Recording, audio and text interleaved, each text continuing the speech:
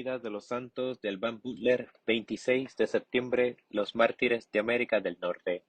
Las buenas intenciones del explorador Jacques Cartier, que en 1534 realizó grandes esfuerzos para implantar el cristianismo en la Canadá, así como los intentos que el mismo sentido de Samuel Champlain, que fundó la ciudad de Quebec en 1608, no dieron los resultados apetecidos. Sin embargo, por deseo expreso del rey Enrique IV de Francia, aquel mismo año de 1608 partieron hacia el Canadá dos sacerdotes jesuitas, Pierre Viard y Ennemond Massé, quienes llegaron a la Acadia, se instalaron en Port Royal e iniciaron su tarea de evangelizar a los indios suriqueses. Su primer trabajo fue el de aprender el idioma.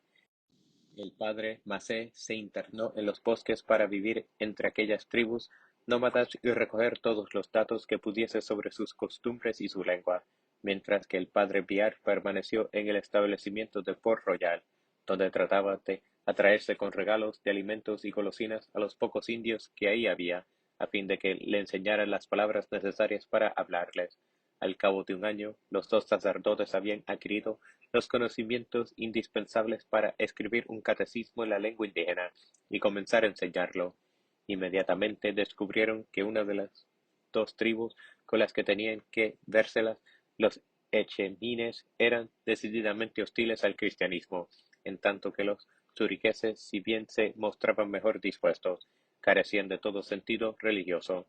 No había uno que dejase de entregarse a la embriaguez y a la brujería, y todos, sin excepción, practicaban la poligamia.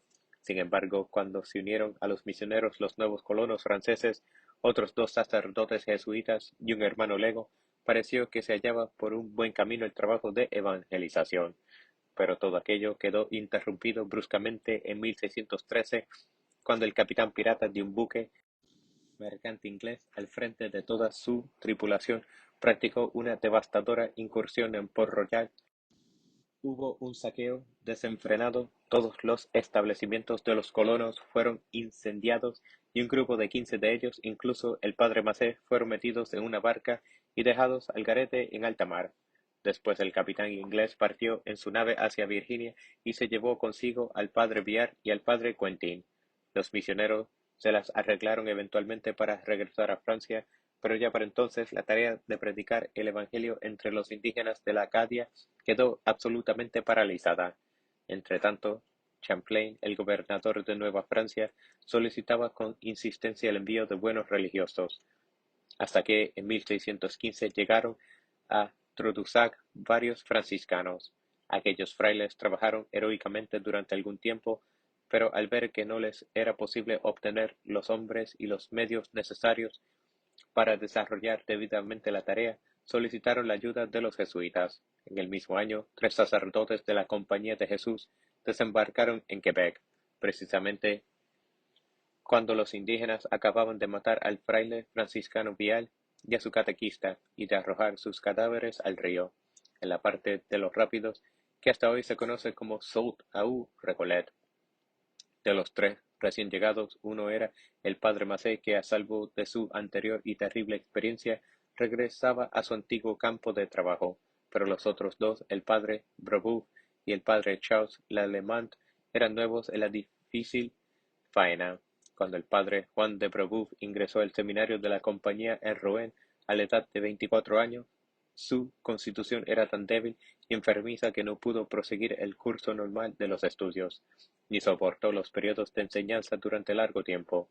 Por eso causa asombro que aquel tuberculoso inválido se transformase en pocos años en el titánico apóstol de los hurones, cuya capacidad para soportar las penalidades, cuyo valor ante el peligro, cuya entereza y energía eran tan extraordinarias que cuando los indios lo mataron, bebieron su sangre para adquirir su valentía. Como el padre Brebeuf no se atrevía a hacer frente enseguida a los hurones, permaneció durante algún tiempo con los algonquinos en muy penosas condiciones de vida, para aprender su lengua y conocer sus costumbres. Al año siguiente, en compañía de un franciscano y de otro jesuita, se internó en la comarca de los Hurones. Durante la caminata de casi 1000 kilómetros hubo 35 ocasiones en que, a causa de los rápidos en las corrientes de los ríos, tuvieron que cargar con la canoa y con todos los bultos de sus provisiones para continuar a pies.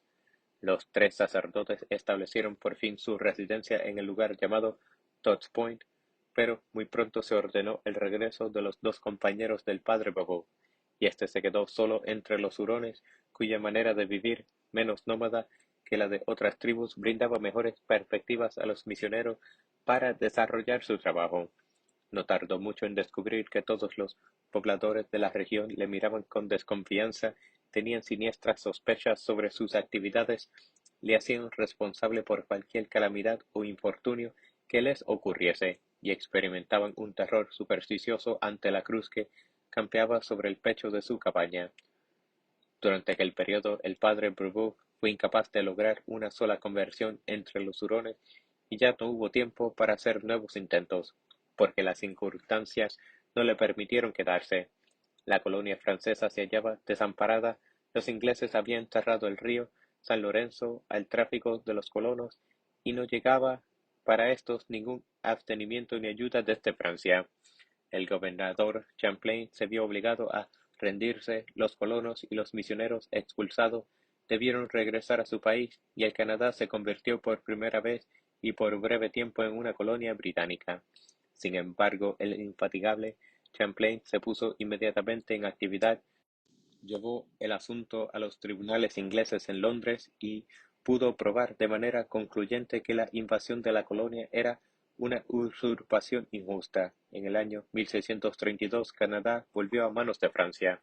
Inmediatamente se invitó a regresar a los franciscanos, pero como carecían de un número suficiente de misioneros, fueron los jesuitas nuevamente los que se hicieron cargo del trabajo de evangelización.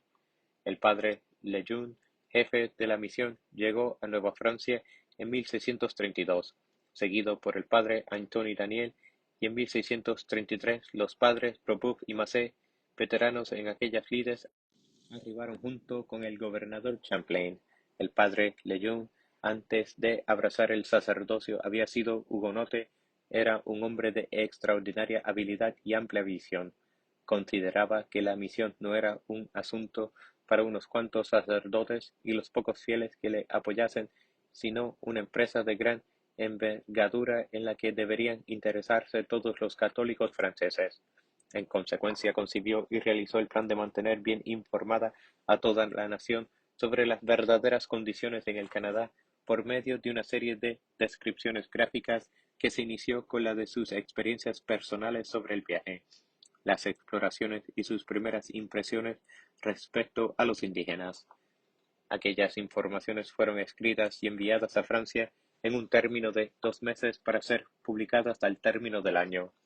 Aquellos mensajes, que se conocen como las relaciones jesuíticas, se intercambiaron casi sin interrupción entre la Nueva y la Vieja Francia y con frecuencia comprendían cartas de los otros jesuitas como Brebeuf y Perrault. Las relaciones despertaron muy vivo interés no solo en Francia sino en toda Europa, a tal punto que desde su publicación se inició una gran corriente de emigración desde el viejo continente y muy pronto buen número de religiosos hombres y mujeres llegaron a trabajar entre los indios y a dar ayuda espiritual a los colonos. El padre Antoine Daniel, que habría de ser el compañero del padre Brebeuf durante algún tiempo, era, como este, natural de Normandía, según los estudios de las leyes, cuando decidió ingresar en la Compañía de Jesús y antes de partir hacia el Nuevo Mundo había estado en estrecho contacto con todos los que le pudieran informar sobre la misión del Canadá. Cuando los hurones llegaron a Quebec para asistir a la feria anual, se mostraron muy contentos al ver de nuevo al padre Brebeuf, y se agruparon en torno suyo para oírle hablar en su propia lengua. Muchos de los indígenas le pidieron que regresase con ellos a su comarca, y él estaba muy bien dispuesto a seguirles. Pero a última hora los hurones, atemorizados por las amenazas de un caudillo de Ottawa, rehusaron la compañía del sacerdote. Durante la feria del año siguiente, sin embargo, los hurones mismos rogaron al padre Brebeuf, al padre Daniel y a otro sacerdote llamado Taros que fuesen a morar con ellos como sus huéspedes. Tras una jornada llena de penurias, durante la cual fueron incluso robados y abandonados por sus guías, llegaron los tres jesuitas a su destino. donde los propios hurones le construyeron una amplia cabaña.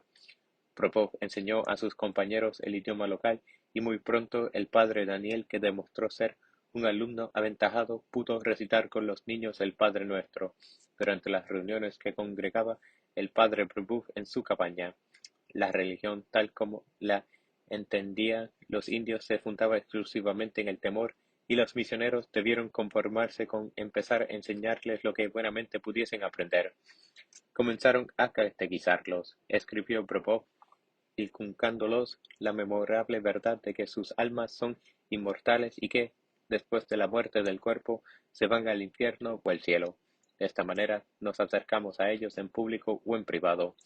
Yo les explico que en sus manos está elegir lo que quieran para su vida eterna. Hubo por entonces una época de gran sequía y amenazaba con declararse el hambre. Los brujos del lugar no podían hacer nada para atajar la catástrofe, y todos los indios estaban al borde de la desesperación. Entonces apelaron al padre Brebeuf, quien les recomendó que se dedicaran a la oración, e inició con ellos una novena. En el último día de oraciones cayó la lluvia en abundancia y se salvaron las cosechas. Los hurones quedaron muy impresionados, pero los ancianos de la tribu se aferraban a sus antiguas tradiciones, y los hombres maduros y los jóvenes eran indiferentes y despreocupados.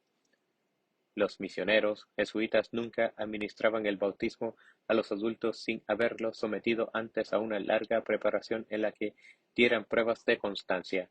Solo bautizaban a los enfermos que estuviesen a punto de morir, de los cuales había siempre bastantes, debido a la persistencia de las epidemias.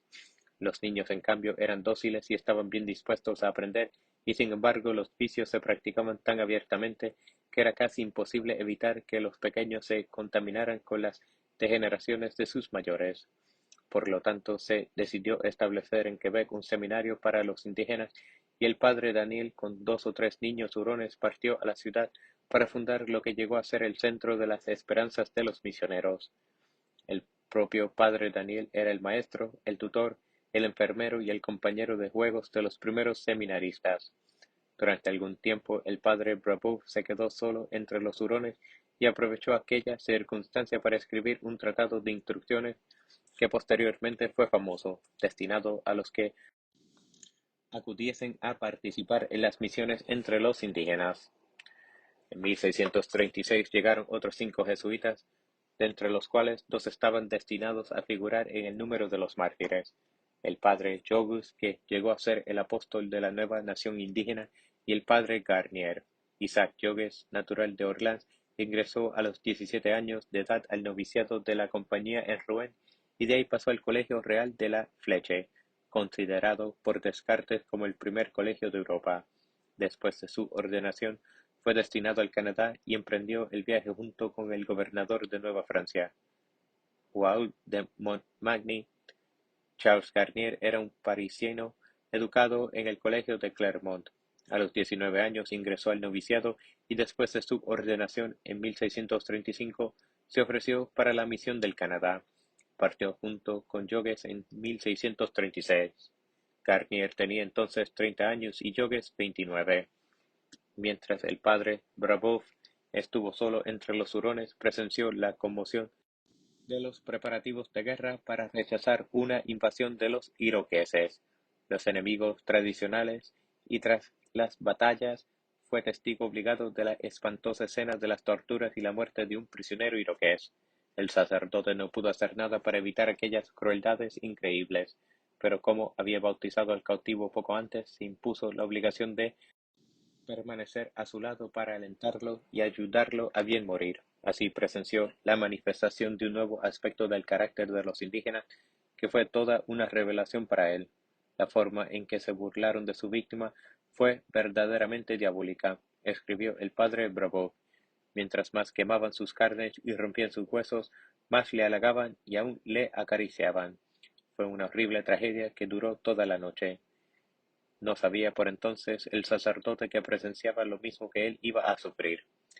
5 de los misioneros recién llegados partieron inmediatamente a reunirse con el padre Brebeuf y el padre Jogues, que no había sido destinado a los hurones. También fue a sumarse a la misión unos meses después. Una de las frecuentes epidemias que asolaba por entonces la región atacó a varios de los nuevos misioneros y, a pesar de que estos, aun los convalecientes, ayudaban en todo lo posible a los indios enfermos, los hechiceros del lugar se encargaron de hacer correr el rumor de que la llegada de los extranjeros era la causa del mal que atacaba a los indígenas. A duras penas y solo temporalmente hicieron frente los misioneros a aquella campaña de calumnias. No obstante todos aquellos contratiempos, en el mes de mayo de 1637, Prevost se sintió impulsado a escribir al padre general de su orden en estos términos: "Se nos escucha con complacencia, hemos bautizado a más de 200 este año y desde casi todas las aldeas y caseríos de la comarca se nos ha invitado a visitarlos". Por otra parte, como resultado de esta última epidemia y de los rumores que hicieron circular los brujos, las gentes nos conocen más y mejor y, por lo menos a juzgar por nuestra conducta, comprende que no hemos venido a comprar pieles ni a comerciar con ellos, sino únicamente a enseñarles y a procurar para ellos la salvación de su alma y, a fin de cuentas, la felicidad que durará eternamente. No pasó mucho tiempo sin que la esperanza de los misioneros recibiese un nuevo golpe, a causa del resurgimiento de las sospechas de los indígenas, que culminó en un consejo de 28 ancianos de la tribu que prácticamente sometieron a juicio en ausencia a todos los sacerdotes misioneros. Ante las acusaciones, el padre Brebeuf se defendió y defendió a sus compañeros brillantemente, pero al cabo de nuevos concilios e interrogaciones se les informó que, por decisión del pueblo, él y sus compañeros debían morir. Los misioneros tomaron las cosas con calma entre todos, redactaron un último informe y declaración para sus superiores y después el padre Brebeuf invitó a los indios a su fiesta de despedida. En el transcurso de aquel agape, el sacerdote les habló sobre la vida después de la muerte, con palabras tan sencillas y acento tan emocionado que los indígenas se conmovieron. Proclamaron su decisión de que el padre Brebeuf se quedará con ellos y se comprometieron a dejar en paz a los otros misioneros. Se estableció una segunda misión en la cercana localidad de Teunastalle y el padre Lalemant quedó a cargo de la nueva casa y de la antigua, mientras que el padre Brebeuf se puso al frente de una tercera casa llamada Sainte-Marie, a corta distancia de los caseríos indígenas.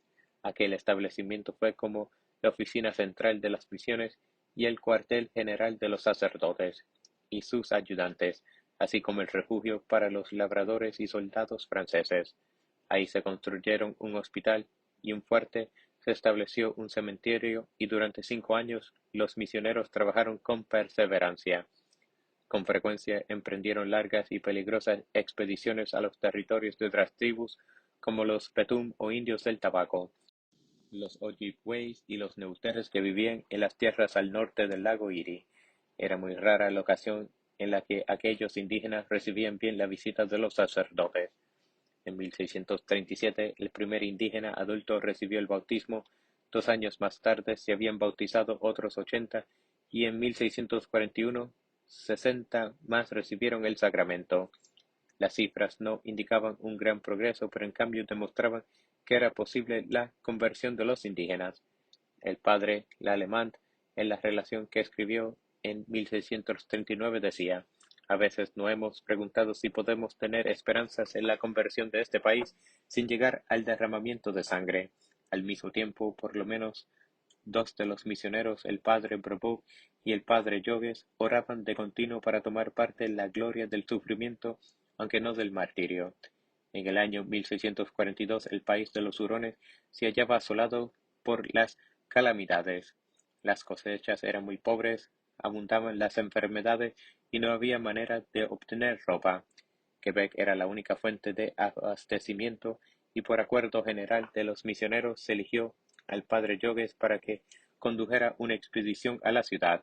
El sacerdote llegó con bien a su destino y emprendió el regreso con abundantes provisiones para la misión.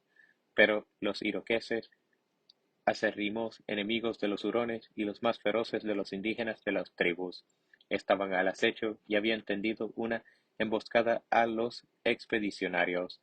La historia del ataque, del cautiverio, de los malos tratos, de las torturas a que fueron sometidos los expedicionarios no puede relatarse aquí.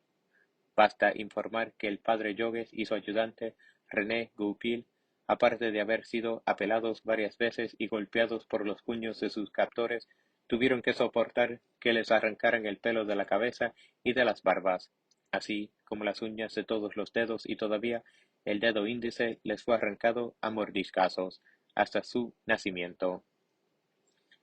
Pero lo más apenaba al sacerdote era la crueldad brutal con que fueron tratados los indígenas cristianos convertidos por él.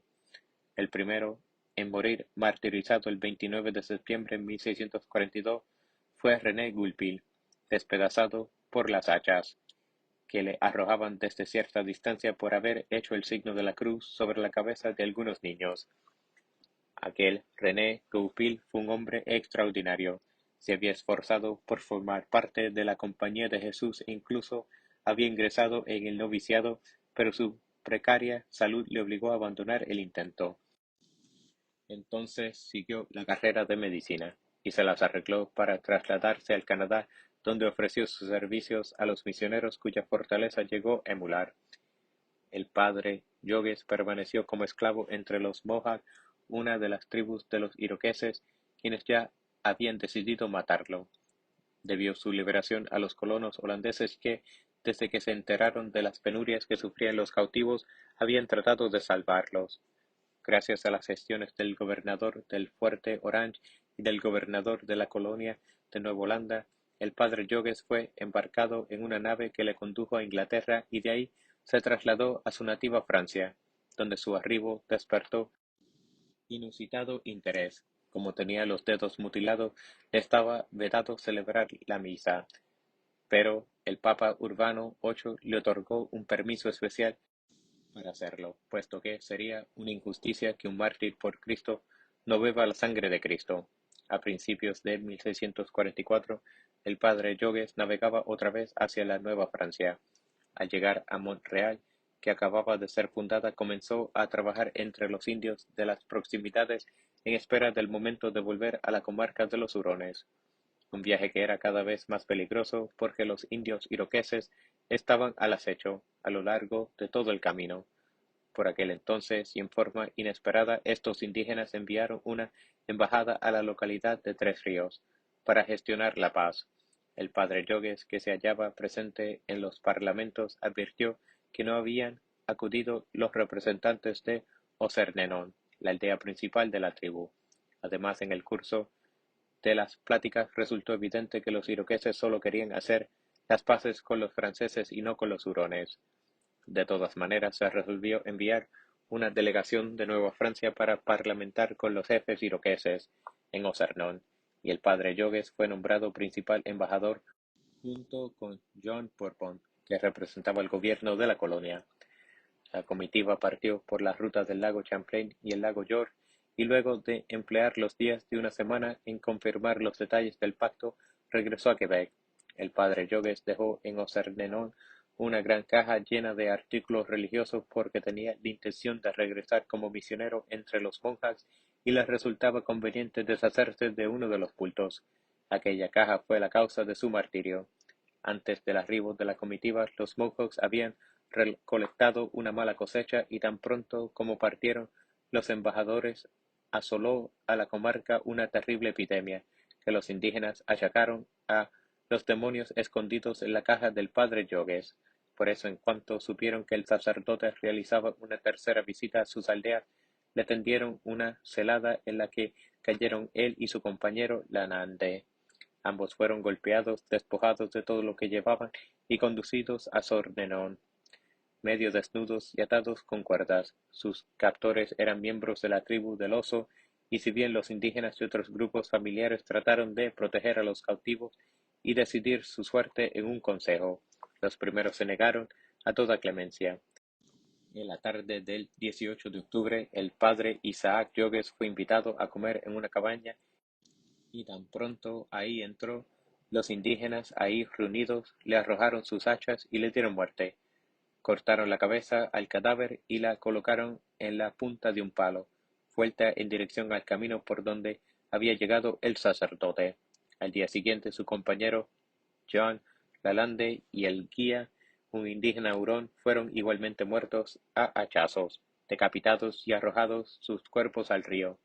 Jean Lalande, lo mismo que René Goupil, era un done o donado de la misión. El martirio del padre Jogues decidió la suerte de los hurones, cuya única esperanza de obtener la paz radicaba en los buenos oficios del misionero entre sus feroces enemigos, los iroqueses. Por aquel entonces los hurones comenzaban a aceptar la fe cristiana en número considerable y había 24 misioneros, incluso el padre Daniel, trabajando entre ellos. En realidad el país de los hurones estaba en camino de hacerse cristiano y si hubiese gozado de un periodo de paz, toda la tribu se habría convertido. Pero los iroqueses no cesaban en sus hostilidades. Después de una serie de ataques y saqueos a las aldeas huronas, sin que se salvase ninguno de los habitantes, el 4 de julio de 1648 aparecieron en Tiunastalle precisamente cuando el padre Daniel acababa de celebrar la misa. A la vista del enemigo se apoderó de todos un gran pánico y muchos de entre ellos buscaron amparo junto al sacerdote, quien comenzó a bautizarlos rápidamente. Pero eran tantos los que le imploraban el sacramento en presencia del peligro que acabó por mojar su pañuelo y los bautizó colectivamente por aspersión. Entretanto los iroqueses se adueñaban de la aldea palmo a palmo, y los fieles instaban al padre Daniel para que escapara, pero éste se negó y en vez de huir fue a visitar a algunos ancianos y enfermos que desde tiempo atrás preparaba para el bautismo. Hizo un rápido recorrido por las cabañas para alentar a los asustados pobladores y regresó a la iglesia, que encontró llena de cristianos indígenas. Les habló para darles instrucciones a fin de que escaparan mientras pudieran hacerlo, y luego salió solo de la iglesia para ir al encuentro del enemigo. Al ver los iroqueses, al padre Antón y Daniel le rodearon y comenzaron a dispararle flechas hasta que cayó muerto. Desnudaron el cadáver, lo arrojaron dentro de la iglesia y prendieron fuego al edificio. Como dice el narrador de aquel martirio, el padre Daniel no podía haber sido más gloriosamente consumido que la pira de aquella capilla ardiente. Durante el año siguiente, el 16 de marzo de 1649, los iroqueses atacaron la aldea en que se hallaban los padres Jean de Brébeuf y Gabriel Lalemant. De entre los jesuitas que llegaron a Nueva Francia, Gabriel Lalemant fue el último de los mártires. Dos de sus tíos habían sido misioneros en el Canadá y él mismo, después de hacer sus votos como sacerdote jesuita en París, agregó un cuarto voto, el de ofrecer su vida en sacrificio por la salvación de los indios. Tuvo que aguardar 14 años para cumplir con aquel voto. Las torturas a que fueron sometidos los dos sacerdotes fueron de las más atroces de cuantas registra la historia. Después de desnudarlos completamente y golpearlos con palos en todas las partes de su cuerpo, el padre Brebeuf se incorporó a duras penas y comenzó a exhortar y alentar a los cristianos que le rodeaban. A uno de los dos sacerdotes le fueron cortadas ambas manos, a los dos le aplicaron barrotes de hierro calentados en las hogueras, en los sobacos y los costados, y le pusieron sobre los hombros collares hechos con puntas de lanza calentadas al rojo. Después los verdugos les colocaron en torno a la cintura fajas de corteza de árboles bañadas en resina, a las que prendieron fuego.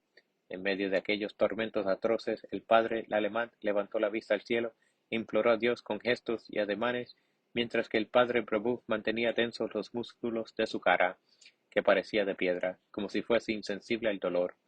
En un momento dado, como si hubiese recuperado el conocimiento, de pronto comenzó a hablar a sus verdugos y a los cristianos, cautivos hasta que aquellos, para hacerle callar, le cortaron la punta de la nariz y desgarraron sus labios y luego, como una burlesca simulación del bautismo, vertieron sobre él y su compañero calderos de agua hirviente.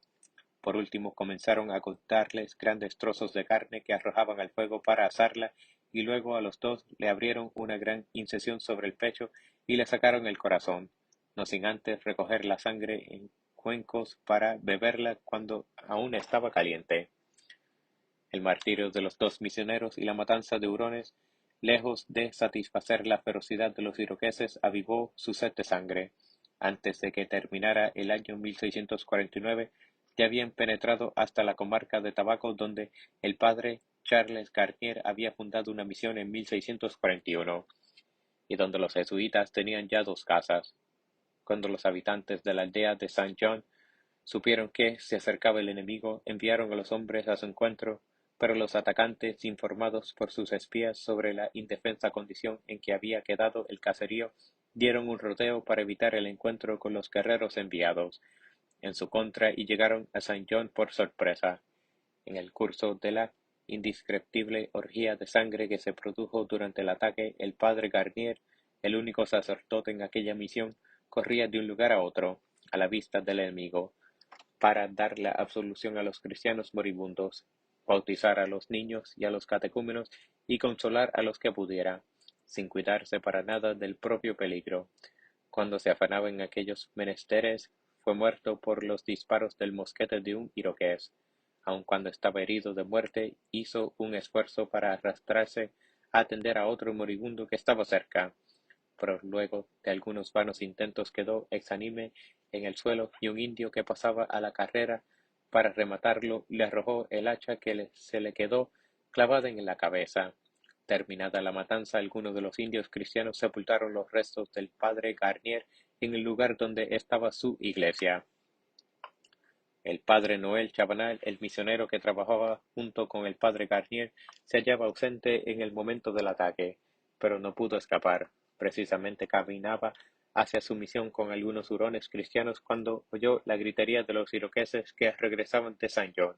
El sacerdote dio instrucciones a sus fieles para que huyesen y se ocultasen en los bosques, y cuando todos se hubieran dispersado se dispuso a seguirlos. A paso lento, porque estaba exhausto, se internó en la espesura y desde entonces no se volvió a saber nada de él. Algún tiempo después, un hurón apóstata confesó que había matado a puñaladas al padre Chabanel simplemente por su odio a la fe cristiana. No fue Chabanel el menos heroico entre los mártires.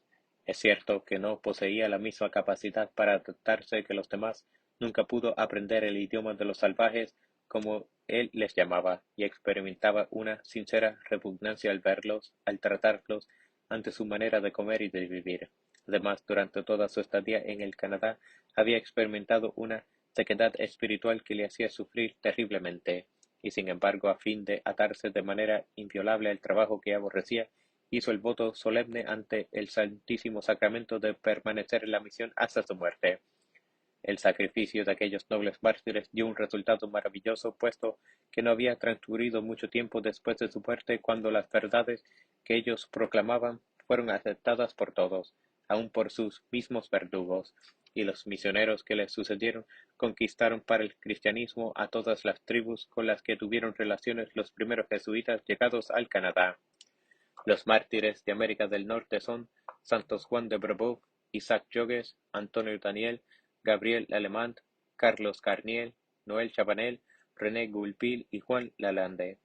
Todos ellos fueron canonizados en 1930. La Compañía de Jesús celebra su fiesta en esta fecha y el 16 de marzo en todos los Estados Unidos y el Canadá.